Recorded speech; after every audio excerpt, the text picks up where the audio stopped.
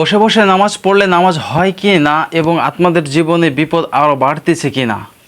প্রিয় দিনী মা ও বোনেরা, আপনারা যারা বসে বসে নামাজ পড়তেছেন, আসলে কি আপনারা সঠিক তরিকায় নামাজ আদায় করতেছেন কি না, আজও কি আপনাদের নামাজ হচ্ছে কি না, এটা আজকে আপনাদের জানতে হবে যে আপনারা বসে বসে নামাজ আদায় করতেছেন, সঠিক নিয়মে আপনাদের নামাজটা হচ্ছে কি না। আপনি নামাজ আদায় করে যাচ্ছেন, আপনার জীবনে বিপদের পর বিপদ আসতেছে। আপনি নামাজ আদায় করে যাচ্ছেন, আপনার জীবনে অশান্তি, পেরেশানি, চিন্তা অর্থাৎ লেগেই আছে। আপনার সংসার জীবনে শান্তি নাই, কেননা আপনার ছেলে মেয়ে, স্বামী, স্ত্রীর কারোর কাছ থেকে আপনি কোনোরকমভাবে সুখ পাচ্ছেন না। তবে আপনি নিয়মিত সাথে নামাজ আদায় করেন বসে বসে, তাহলে কি আজও আপনার নামাজ হচ্ছে কিনা এই বিষয়টা আজকে আপনাদেরকে জানতে হবে ইনশাআল্লাহ। অযথা অনেক সময় অনেকভাবে ব্যয় করেছেন এবং অযথা অনেক সময় অনেক জায়গায় ব্যয় করে ফেলেছেন। আজকে ধৈর্য সহকারে, ভিডিওটা একটু লম্বা হবে, ধৈর্য সহকারে দেখুন, ইনশাআল্লাহ জানতে পারবেন আসলে আপনাদের ভুলটি কোথায়। আসলে আপনি যদি রোগটাই না জানেন, তাহলে রোগের তো ঔষধ না খেলে রোগটা সারবে না। যখন আপনি জানতে পারবেন আপনার এই জায়গায় এই রোগটি হয়েছে, তখনই আপনি ওই রোগ অনুযায়ী ওষুধ খেলে আপনার রোগটা সারবে। অর্থাৎ আপনি নামাজ পড়ে যাচ্ছেন, আপনার নামাজটা কি সঠিক করে আজও হচ্ছে কি না, এই জন্য আজকে আপনাদের জানতে হবে যে আপনাদের নামাজ হচ্ছে কি না। প্রিয় দিনী মা বোনেরা, অর্থাৎ নামাজ এমন একটি জিনিস, আল্লাহ তাআলাকে পাওয়ার একটি মাধ্যম। আল্লাহ তাআলার কাছে সবচেয়ে বেশি দামি এবং জিনিস হচ্ছিল নামাজ। এই নামাজটা আপনি কি সঠিক তরিকায় পড়তে পারতেছেন কিনা। আল্লাহ রসুল সাল্লাল্লাহু আলাইহি ওয়াসাল্লাম বলেন, কিয়ামতের মাঠে সর্বপ্রথম আল্লাহ তাআলা নামাজের হিসাব নিবে। অর্থাৎ কোন ব্যক্তি কার যখন নামাজ ফরজ হয়েছে, যাদের পর কি তরিকায় নামাজ আদায় করেছে এবং কিভাবে নামাজটি আদায় করেছেন। আল্লাহ রসুল সাল্লাল্লাহু আলাইহি ওয়াসাল্লামের সুন্নত তরিকায় নামাজটা কি আদায় হয়েছে কি হয়নি। অর্থাৎ আল্লাহ রসুল সাল্লাল্লাহু আলাইহি ওয়াসাল্লাম কীভাবে শিক্ষা দিয়ে গেছে তার উম্মতকে, অর্থাৎ আজও কি সেই তরিকায় আপনি নামাজ পড়ছেন কি না। আপনি বসে বসে নামাজ আদায় করে যাচ্ছেন, কিয়ামত পর্যন্ত দেখা যাচ্ছে আপনার সামান্য একটু ভুলের কারণে আপনার নামাজটা সম্পূর্ণ বাতিল হয়ে যাচ্ছে। অর্থাৎ নামাজ এমন একটি দামি ইবাদত, যেটা আল্লাহ তাআলাকে সন্তুষ্ট করে এবং আল্লাহ তাআলাকে পাওয়ার জন্য উপযুক্ত করে নেয় বান্দাদেরকে। অর্থাৎ এই নামাজটা যদি আপনি সঠিক তরিকায় না আদায় করতে পারেন, হাশরের ময়দানে আল্লাহ তাআলার সামনে কী হিসাব দিবেন। যখন আল্লাহ তাআলা আপনার সমস্ত ইবাদতের ভিতর সর্বপ্রথম হিসাব নেবে নামাজের, যখন আপনাকে ডাক দেওয়া হবে, আপনার নামাজ সম্পর্কে আল্লাহ তাআলা জিজ্ঞাসা করবে, তখন দেখা যাচ্ছে আপনার যদি ফলাফল দেখা যায় 0, তাহলে আপনার পরিণতি এবং আপনার পরিস্থিতি কি হবে। অর্থাৎ যখন আল্লাহ রসুল সাল্লাল্লাহু আলাইহি ওয়াসাল্লাম বললেন যে সর্বপ্রথম নামাজের হিসাব নেওয়া হবে, আল্লাহ তাআলা নামাজের হিসাব নেবে প্রত্যেকটা মানুষের কাছ থেকে। প্রত্যেকটা মানুষ কিভাবে নামাজকে আদায় করেছে, প্রত্যেকটি মানুষ কিভাবে নামাজের প্রতি গুরুত্ব দিয়েছে, প্রত্যেকটি মানুষ কিভাবে নামাজের প্রতি আসক্ত হয়েছে, নামাজটাকে অবহেলাভাবে কাটিয়েছে কিনা। যখন দেখা যাবে কারো ফলাফল দেখা যাবে অনেক, কারো ফলাফল পাওয়া যাবে 0, তাদের পরিস্থিতি, তাদের হবে ভয়াবহ পরিস্থিতি। আর যারা ফলাফলে পাশ হয়ে যাবে, তাদের জন্য রয়েছে সুসংবাদ। আল্লাহ রসুল সাল্লাল্লাহু আলাইহি ওয়াসাল্লাম বলেন, আরও জান্নাতের চাবি হলো নামাজ।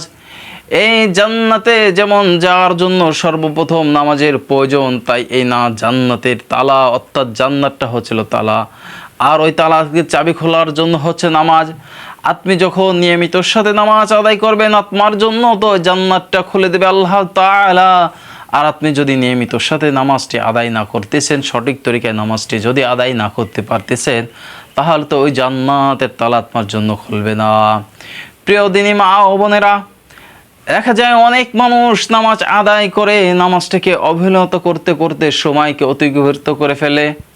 যেমন দেখা যাচ্ছে ফজরের নামাজটি অনেক মানুষ, অনেক মা ও বোনেরা নামাজটি আদায় করে সূর্য উদিত হওয়ার পর নামাজ আদায় করে। যখন সূর্য উঠে যায়, শুধুমাত্র অলসতার কারণে, অবহেলার কারণে, শুধুমাত্র আলস্যের কারণে নামাজটা সময় মতন নামাজটা আদায় করতে পারতেছে না।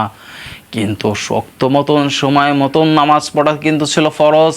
কিন্তু এক ওয়াক্ত নামাজকে আর এক ওয়াক্তর ভিতরে নিয়ে যাওয়া, মা ও বোনেরা দেখা যাচ্ছে রান্নাবাড়ির সংসারের কাজে ব্যস্ততা থাকার কারণে দেখা যাচ্ছে অনেক ধরনের ব্যস্ততার কাজে থাকে। দুপুরবেলা নামাজটা তারা সঠিকভাবে সঠিক ওয়াক্তের সময় আদায় করতে পারে না। দুপুরের নামাজটাকে গড়তে গড়তে তারা আসরের ওয়াক্তের ভিতরে নিয়ে যায়, আসরের ওয়াক্তের ভিতর নামাজটাকে তারা কাজা করে ফেলে। অর্থাৎ সময় তরিকায় নামাজটা আদায় করতে পারে না। আসরের নামাজটাকে এইভাবে বিলম্ব করে ফেলে, মাগরিবের নামাজটাকে বিলম্ব করে ফেলে। দেখা যাচ্ছে নামাজটাকে বিলম্ব করে ফেলে, অর্থাৎ সময়ের মতো নামাজটা পড়তে পারে না। রাতের বেলা দেখা যাচ্ছে ছোট ছোট বাচ্চারা যদি থাকে তাদেরকে ঘুমানোর জন্য তাদের সাথে থাকতে থাকতে রাতকে বিলম্ব করে ফেলে। ফজরের নামাজটা এইভাবে কাজা হয়ে যাচ্ছে, মাসের পর মাস, বছরের পর বছর আপনার ফজরের নামাজটি কাজা হয়ে যাচ্ছে। আপনি তো নামাজের প্রতি কোনো গুরুত্ব দিচ্ছেন না, নামাজটাকে অবহেলার সাথে কাটিয়ে দিচ্ছেন, মনে করতেছেন যে এইভাবেই বুঝি বাকি জীবনটা কাটিয়ে যাবেন এবং কাটিয়ে দিবেন। কিন্তু মনে রাখেন, আল্লাহ রসুল সাল্লাল্লাহু আলাইহি ওয়াসাল্লাম বলেন সর্বপ্রথম হিসাব হবে নামাজের। অর্থাৎ যখন আপনার প্রত্যেকটা হিসেবে আল্লাহ তাআলা প্রত্যেকটা সেকেন্ড, প্রত্যেকটা মিনিট, প্রত্যেকটা ঘন্টার হিসাব নেবে, যখন দেখা হবে আপনার আমল নামায় শুধু ফাঁকি আর ফাঁকি, আপনার আমল নামায় কোনো নামাজের হিসাব নাই। দেখেন আল্লাহ রসুল সাল্লাল্লাহু আলাইহি ওয়াসাল্লাম এই নামাজের প্রতি কতটা গুরুত্ব দিয়েছেন। হ্যাঁ, আল্লাহ নবী কত শহীদ, আল্লাহ নবী কত যুদ্ধে অংশগ্রহণ করিয়াছেন। আল্লাহ নবী এই ইসলামের দাওয়াত দেওয়ার জন্য মানুষের ধারে ধারে প্রান্ত গেছে। আল্লাহ রসুল সাল্লাল্লাহু আলাইহি ওয়াসাল্লামের দাঁত মোবারক শহীদ হয়েছেন, নবীজির শরীর থেকে রক্ত মোবারক বের হয়েছে। তায়েবের ময়দানে ওই বেঈমানরা নবীকে আহত করেছেন শুধুমাত্র এই দিনের দাওয়াত দেওয়ার কারণে। আজকে আমরা শ্রেষ্ঠ নবীর উম্মত হয়ে, শ্রেষ্ঠ ধর্ম পেয়ে আজকে আমরা নামাজের প্রতি অবহেলা এবং নামাজটাকে গুরুত্ব সহকারে আদায় করতে পারতেছি না। কথায় আছে, অতি জিনিসটা যেটা অল্পতে পাওয়া যায় তার প্রতি গুরুত্ব থাকে না। আজকে সেরকম হয়ে গেল, আমরা না চাইতে ইসলামের ঘরে জন্ম নিয়েছি, শান্তির ধর্ম পেয়েছি, শ্রেষ্ঠ নবী পেয়েছি, শ্রেষ্ঠ কিতাব পেয়েছি, কিন্তু আমরা এইসবের প্রতি গুরুত্ব দিচ্ছি না। কিন্তু সাহাবীরা, যারা সাহাবী ছিলেন না, যখন ইসলাম গ্রহণ করার পর সাহাবী হয়েছেন, তারা তো ছিল এমন নিকৃষ্ট মানুষ, আল্লাহ নবীকে পেয়ে, কোরআনকে পেয়ে তারা তো বড় দামি হয়ে গেল। কিন্তু আমরা আল্লাহ নবীকেও পেয়ে, কোরআনকেও পেয়ে, শ্রেষ্ঠ ধর্ম পেয়ে আমরা দামি হতে পারলাম না। শুধুমাত্র নবীকে চিনলাম না, কোরআন চিনলাম না, নামাজ চিনলাম না, যার কারণে আজকে আমরা দামি না, আজকে আমরা অদামি হয়ে গেলাম।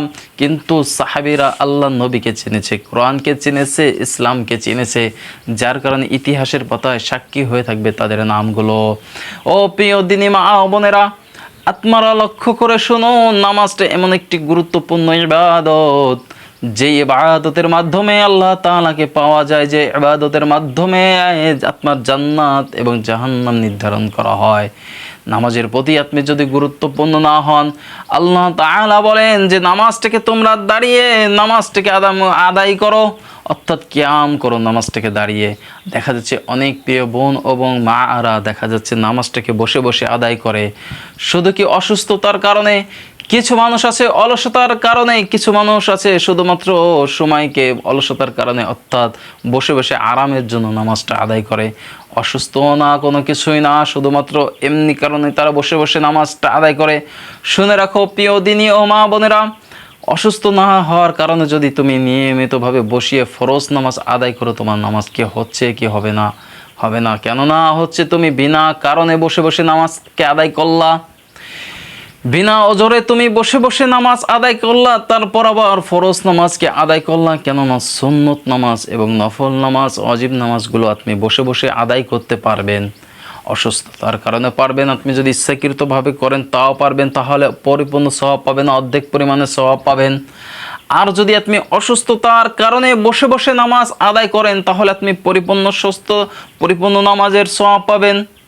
আর আপনি যদি অসুস্থতা না হন, দেখা যাচ্ছে দিনভর সংসারের কাজ করলেন বা অলসতার কারণে যে আর দাঁড়াতে ভালো লাগতেছে না, একসাথে বসে বসে নামাজ পড়ি, চেয়ারে বসে নামাজ পড়ি, একটু আরাম হয়ে নামাজ পড়ি, আপনার জন্য তো সেই ব্যবস্থা নয়। যদি অসুস্থ মাজর ব্যক্তির জন্য ওই ব্যবস্থা, যারা অসুস্থ ব্যক্তি তাদের জন্য রয়েছে বসে বসে নামাজের ব্যবস্থা। আর যারা অসুস্থ না, তারা দাঁড়িয়ে দাঁড়িয়ে নামাজটা আদায় করবে, তারা দাঁড়িয়ে দাঁড়িয়ে আল্লাহ তাআলার সম্মানকে জানাবে, তারা আল্লাহ তাআলার সম্মানের জন্য রুকু করবে, সিজদা করবে, জমিনের সাথে সিজদা করবে। তা এটা হলে তারা সুস্থতার সাথে নামাজ আদায় করা। কিন্তু সুস্থতা থাকা অবস্থায় যদি তুমি অসুস্থতার অভিনয় করে নামাজ পড়ো, আল্লাহ তাআলা তো তোমার মনের খবর জানে, আল্লাহ তাআলা তো তোমার গায়েবী খবর জানে। তুমি যদি সুস্থতা থাকা অবস্থায় যদি তুমি বসে নামাজ পড়ো, তোমার নামাজ আজও হবে না। ওই সব ব্যক্তির জন্য বসে নামাজ আদায় করতে পারবে যেসব ব্যক্তি দাঁড়াতে অসক্ষম, যার জন্য দাঁড়িয়ে থাকাটা পুরোভাবে অসম্ভব, যার জন্য ডাক্তার বলছে তুমি দাঁড়িয়ে থাকতে পারবে না, ওই সব ব্যক্তির জন্য শুধু বসে বসে নামাজ আদায় করবে। তবে হ্যাঁ, শর্ত হলো চেষ্টা করবে ফরজ নামাজটা অবশ্যই দাঁড়িয়ে পড়বে। ফরজ নামাজটা যেন বসে না পড়ে, যদি দাঁড়িয়ে থাকা সক্ষম থাকে। আর যদি সেটাও সক্ষম হয় না, আল্লাহ তাআলা তো তার মনের খবর জানে, আল্লাহ তাআলা তো গায়েবে খবর জানে, তাহলে আপনি বসে বসে নামাজটিকে আদায় করতে পারবেন। আপনি ইচ্ছাকৃতভাবে বসে বসে নামাজ আদায় করলে নামাজ কবুল হবে না। আর প্রত্যেকটা নামাজের ওয়াক্ত ফজর, জোহর, আসর, মাগরিব, ইশা, যেই 5 ওয়াক্ত নামাজ আছে প্রত্যেকটা চেষ্টা করবেন ওয়াক্ত মতন নামাজকে আদায় করার জন্য, সময় মতনকে নামাজটাকে আদায় করার জন্য। এক ওয়াক্ত নামাজকে অন্য ওয়াক্তর ভিতর না নিয়ে কাজা না করে ইচ্ছাকৃতভাবে কাজা করবেন না। ইচ্ছাকৃতভাবে যদি নামাজকে কাজা করেন, আপনার এক ওয়াক্ত নামাজ কাজা করার জন্য 2,88,000 বছর জাহান্নামে থাকতে হবে। হিসেব করে দেখুন, যদি আপনি ইচ্ছাকৃতভাবে এক ওয়াক্ত নামাজকে কাজা করে দেন, অর্থাৎ কাজা করবেন না, সময় মতো নামাজটাকে আদায় করবেন, সময়ের গুরুত্ব দিবেন এবং সময়ের সাথে নামাজটাকে আদায় করবেন। এবং বসে বসে নামাজটাকে আদায় করবেন না, অবশ্যই দাঁড়িয়ে নামাজটাকে আদায় করবেন সুস্থতা থাকলে। আর যদি অসুস্থতা থাকে তাহলে আপনি বসে নামাজটা আদায় করতে পারবেন, তবে শর্ত হলো ফরজ নামাজটা চেষ্টা করবেন দাঁড়িয়ে নামাজটা আদায় করার জন্য। এইভাবে যদি আপনি নিয়মিত সাথে আদায় করতে পারেন নামাজ, তাহলে তো আপনার জন্য রয়েছে আল্লাহ রাসূল সাল্লাল্লাহু আলাইহি ওয়াসাল্লাম যে হাদিসটি রয়েছে, আল্লাহ রাসূল সাল্লাল্লাহু আলাইহি ওয়াসাল্লাম বলেন যে জান্নাতের চাবি হলো নামাজ। আপনার জন্যই তো হলো নামাজ হলো জান্নাতের চাবি। যদি আপনি ওয়াক্ত মতো নামাজটি আদায় করতে পারেন, আল্লাহ তাআলার হুকুম সময় মতন আদায় করতে পারেন, আল্লাহ তাআলার সময়ের সাথে সাথে আল্লাহ তাআলাকে ডাক দিতে পারেন, আল্লাহ তাআলার ডাকে যদি আপনি সাড়া দিতে পারেন, আপনি তো হয়ে যাবেন প্রিয় বান্দি হিসেবে, আল্লাহ তাআলার কাছে অনেক দামি হয়ে যাবে। প্রিয় দিনী মা ও বোনেরা, আপনাদেরকে আরেকটি কথা বলে রাখি, নামাজের শেষে চেষ্টা করবেন যে কিছু তসবিহ তাহলিল আদায় করার জন্য। আল্লাহ রাসূল সাল্লাল্লাহু আলাইহি ওয়াসাল্লাম যে দোয়াগুলো শিখিয়ে দিয়েছেন, সুবহানাল্লাহ 33 বার, আলহামদুলিল্লাহ 33 বার, আল্লাহু আকবার 34 বার। কেননা এটা এমন একটি দামি আমল। সাহাবীদের জামানায় আল্লাহ রাসূল সাল্লাল্লাহু আলাইহি ওয়াসাল্লামের কাছে জিজ্ঞাসা করলো, ইয়া রাসূলুল্লাহ, অনেক সাহাবীরা তো আছে যারা অনেক ধনাঢ্য, হজ করতে পারে, দান সাকাত করতে পারে, অর্থাৎ জিহাদের ময়দানে অনেক টাকা দিতে পারে, তারা তো আমাদের থেকে সওয়াবের অনেক অধিকারী হয়ে যাচ্ছে, তাহলে আমরা তো গরিব সাহাবী, আমরা কিভাবে তাদের সমতুল্য সওয়াব হব? আল্লাহ রাসূল সাল্লাল্লাহু আলাইহি ওয়াসাল্লাম এই আমলের কথাটা বললেন যে আমলটি তোমরা করতে তালে থাকো, তোমরা তাদের পরিপূর্ণ সওয়াবের অধিকারী হয়ে যাবে। আর শুধু কি তাই নয়, যখন আপনি এই হাত দ্বারা এই তসবিহগুলো আদায় করবেন, এই হাতগুলো আপনার পক্ষে সাক্ষী দেবে আল্লাহ তাআলার কাছে। আপনার শরীরের প্রত্যেকটা শরীরের অঙ্গ প্রত্যঙ্গ যদি আপনার পক্ষে হয়ে সাক্ষী দেয়, এটাই তো আপনার জন্য যথেষ্ট। আর যদি এইগুলো বিপক্ষে সাক্ষী দেয়, তাহলে তো আপনার জন্য বড়ই কঠিন হয়ে যাবে। প্রিয় দিনী মা ও বোনের, আজকে যেই তরিকায় যেইভাবে বললাম, নামাজটাকে সর্বপ্রথম ওয়াক্ত মতো পড়ার চেষ্টা করবেন। দ্বিতীয়ত হচ্ছেন ফরজ নামাজটা অবশ্যই দাঁড়িয়ে পড়ার চেষ্টা করবেন। তৃতীয় নম্বর হলো, যদি সম্ভব হয়, যদি অসুস্থতা হয়, মনে হচ্ছে যে আমি দাঁড়িয়ে নামাজটা আদায় করতে পারবো, আপনি অসুস্থ, আপনি যদি মনে হয় যে আমি দাঁড়িয়ে নামাজটা পড়তে পারবো, এরকম একটা ভিতরে একটা মনোবল থাকে, তাহলে তো আল্লাহ তাআলা আপনার মনের খবর জানে, আল্লাহ তাআলা তো আপনাকে আরও বেশি সওয়াব, আপনাকে ডাবল সওয়াব দেবে। যে বান্দা আমার দাঁড়িয়ে থাকা সক্ষম না, তারপরও দাঁড়িয়ে থাকার চেষ্টা করছে, দাঁড়িয়ে নামাজটা আদায় করার চেষ্টা করতেছে। আর নামাজের প্রতি যে টুকটাক ছোটোখাটো আমলগুলো আছে, অল্প আমলই নাজাতের জন্য যথেষ্ট। যদি আমলটি হয় খাঁটি মানুষ দেখানোর জন্য, যদি না হয় আমলটি যদি শুধুমাত্র আল্লাহ তাআলাকে সন্তুষ্ট করার জন্য হয়, শুধু আমলটি যদি আল্লাহ তাআলাকে পাওয়ার জন্য হয়, আল্লাহ রাসূল সাল্লাল্লাহু আলাইহি ওয়াসাল্লাম বলেন যে অল্প আমলই নাজাতের জন্য যথেষ্ট। তবে আমলটি হতে হবে খাঁটি, শুধুমাত্র আল্লাহ তাআলাকে সন্তুষ্ট করার জন্য, আল্লাহ তাআলাকে পাওয়ার জন্য, কোনো মানুষ দেখানোর জন্য নয়, কোনো লোক দেখানোর জন্য নয়, শুধুমাত্র আল্লাহ তাআলাকে দেখানোর জন্য, শুধুমাত্র আল্লাহ তাআলা জানতে যার জন্য। এইসব আমলই আল্লাহ তাআলার কাছে কবুল হবে, এইসব আমলই আল্লাহ তাআলা বেশি পছন্দ করে।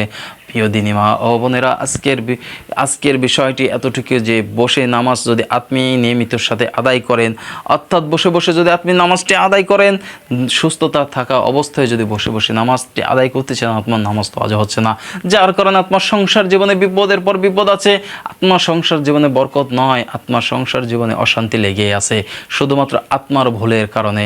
আজকে থেকে ভুল থেকে সংশোধন হয়ে আল্লাহ তাআলার কাছে মাপ চেয়ে আজকে থেকে হিম্মত করুন, জীবনে যতটুকু সময় নিঃশ্বাস যাবে আসবে দাঁড়িয়ে দাঁড়িয়ে নামাজ পড়ার চেষ্টা করব। যদি অসুস্থ হয়ে যায়, এই অসুস্থতা এত যদি গুরুত্বপূর্ণ হয়ে যায়, তাহলে আপনার জন্য ছাড় আছে, আপনি শুয়ে শুয়ে নামাজটি আদায় করতে পারবেন, বসে বসে নামাজ আদায় করতে পারবেন, ইশারা সহকারে নামাজ আদায় করতে পারবেন। আল্লাহ তাআলা তো আপনাকে কোনো রকমভাবে প্রেশার দিচ্ছেন, আল্লাহ তাআলা তো আপনাকে জানে আমার বান্দা যে এক এক সময় সুস্থতা থাকবে না, অসুস্থ হবে, তখন আমার ইবাদত করতে চাবে, তখন অনেক কষ্ট হবে, এই জন্য আমি আরামদায়কের ব্যবস্থা করে দেই। আর আপনি যদি সুস্থতা থেকেও যদি আরামদায়কের জন্য নামাজের ব্যবস্থা করেন, আপনি তো একে তো সওয়াবের পরিপূর্ণ পাবেন না, দ্বিতীয়ত আপনার নামাজটাও হবে না। ফরজ নামাজটা অবশ্যই দাঁড়িয়ে দাঁড়িয়ে আদায় করবেন। অর্থাৎ এই নামাজগুলো আপনি যত গুরুত্ব সহকারে, যত এহতামের সাথে, যত গুরুত্বপূর্ণ সহকারে আপনি আদায় করতে পারবেন, যত খুশুখুশুর সাথে, যত আল্লাহ তাআলাকে ভয় করে নামাজটি আদায় করবেন, এই নামাজটি তো আল্লাহ তাআলা কবুল হবে, এই নামাজটি তো আল্লাহ তাআলা কবুলের ব্যবস্থা করে দেবে। অর্থাৎ নামাজটাকে এমনভাবে স্মরণ করবেন, নামাজের সময় এমনভাবে দিলের ভিতর ফিকির রাখবেন যে আল্লাহ তাআলা আমাকে দেখতেছে, আল্লাহ তাআলার সাথে আমি কথোপকথন বলতেছি, হতে পারে এই নামাজটি আমার জীবনের শেষ নামাজ। আর নফল নামাজগুলো আপনি বসে বসে সুস্থতা থাকা অবস্থায় আপনি বসে বসে আদায় করতে পারবেন। কেননা যখন নফল নামাজগুলো আপনি আদায় করবেন, হাশের ময়দানে যদি আপনার ফরজ নামাজের ঘাটতিগুলো থাকে, এই নফল নামাজ দ্বারা পরিপূর্ণ করা হবে। আল্লাহ তাআলা বলবে, ফেরেশতারা খোঁজ নিয়ে দেখো তার নফল নামাজের কী অবস্থা, তার যদি নফল নামাজ বেশি থাকে তাহলে ফরজের ঘাটতিগুলো পূর্ণ করে দাও। আপনি ফরজ নামাজগুলো আপনি সুস্থতা থাকা অবস্থায়ও বসে বসে পড়তে পারবেন, সমস্যা নাই নফল নামাজগুলো। আর কিন্তু ফরজ নামাজগুলো আপনি সুস্থতা থাকা অবস্থায় পড়তে পারতেছেন না, কিন্তু নফল নামাজগুলো, যেগুলো নফল নামাজ আছে, ইশা কাওয়াবিল চাঁস তাহাজ্জুদ, যেগুলো আছে সালাতুল হাজত, আপনি সুস্থ থাকা অবস্থায়ও এই নামাজগুলো আপনি বসে পড়তে পারবেন। প্রিয় দিনী মা ও বোনেরা, আজকের বিষয়টি এতটুকু যে আপনি বসে নামাজ পড়তেছেন কিন্তু আপনার সংসার জীবনে অশান্তি আসতেছে শুধু আপনার ভুলের কারণে। আজকে থেকে আপনি সুস্থতা থাকা অবস্থায় কখনো বসে নামাজ পড়বেন না, দাঁড়িয়ে দাঁড়িয়ে নামাজ পড়বেন যতটুকু সম্ভব হয়। তারপর যে সুন্নতগুলো আছে, নফলগুলো আছে, সেগুলো আপনি বসে বসে আদায় করতে পারবেন। আল্লাহ তাআলা প্রত্যেকটি দিনী মা ও বোনেরকে সঠিক তরিকা, সঠিক বোঝ দান করুক, আমিন।